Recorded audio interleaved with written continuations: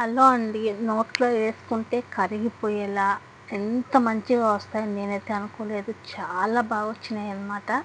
ఏంది అనుకుంటున్నారా? రవ్వ లడ్డు. నేను కూడా ఇదే ఫస్ట్ టైం చేయడం, కానీ చాలా బాగా వచ్చినాయి. టేస్ట్ కూడా అద్దరిపోయినాయి అనమాట. అది నేను ఎలా చేశానో మీకు చూపిస్తాను, వచ్చేయండి. ఏం లేదు, ఒక మంచి ఎడలపాటు పెనం తీసుకొని దాంట్లో 4-5 స్పూన్లు నెయ్యి అయితే వేసాను. స్వచ్ఛమైన నెయ్యి, మనం స్వయంగా చేసుకున్న నెయ్యి అనమాట వేసాను. ఆ తర్వాత వచ్చేసి మనకి జీడిపప్పు, ద్రాక్ష మనకి ఎంత కావాలో అంతైతే వేసుకోవచ్చు, అది మన ఇష్టం. నేనైతే కొంచెం ఎక్కువ వేసుకున్నాను. అన్నీ ఇలా మంచిగా దోరగా వేయించుకొని తీసి పక్కన పెట్టుకున్నాను.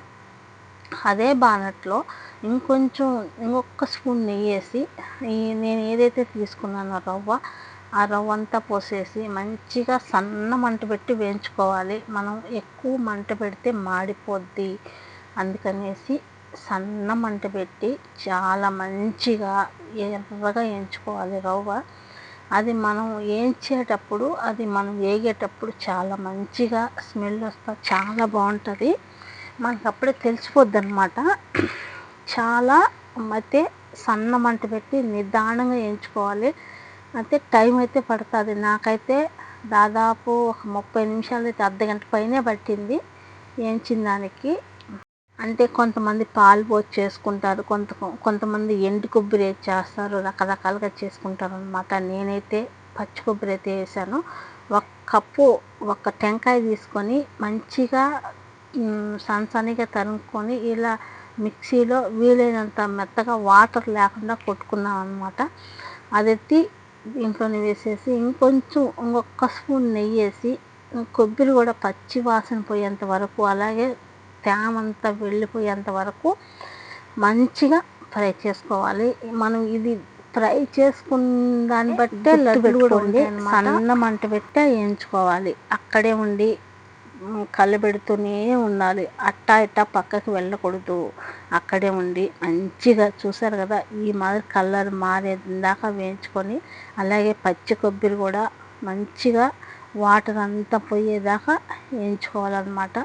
ఇలా వేయించుకున్న దాన్ని వచ్చేసి ఒక కప్లో, ఒక చిన్న కప్, ఏదైనా మనకు సరిపోయినంత తీసుకొని దాంట్లో పక్కన వేసుకోవాలన్నమాట. ఒక మంచి బాక్స్ తీసుకొని పక్కన పోసి పెట్టుకోవాలి.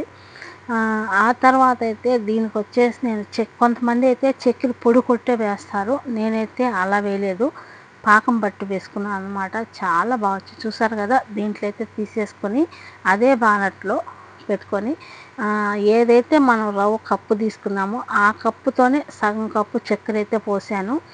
చక్కెర పోసుకొని ఒక చిన్న గ్లాస్ నిండా వాటర్ అయితే పోసాను అనమాట. ఎక్కువ వాటర్ పోయకుండా ఒక గ్లాస్ పోసాను.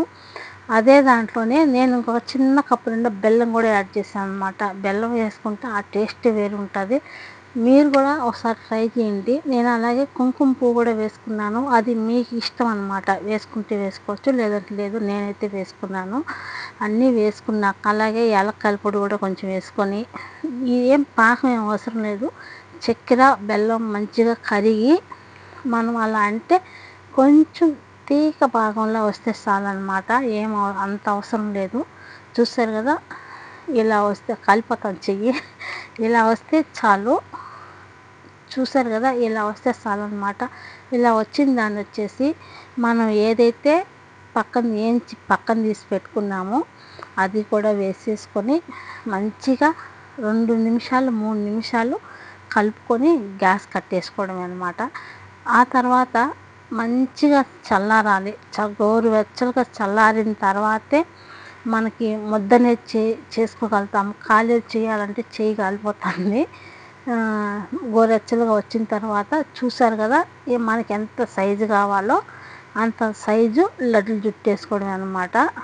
లడ్లు అయితే చాలా బాగున్నాయి ఫ్రెండ్స్. మీకు ఎవరికైనా వీడియో నచ్చుంటే లైక్ చేయండి, మన ఛానల్ సపోర్ట్ చేయండి.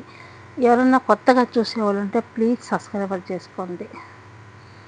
లడ్లు అయితే చుట్టేసాను, చాలా బాగా వచ్చినాయి అనమాట. Okay, bye friends.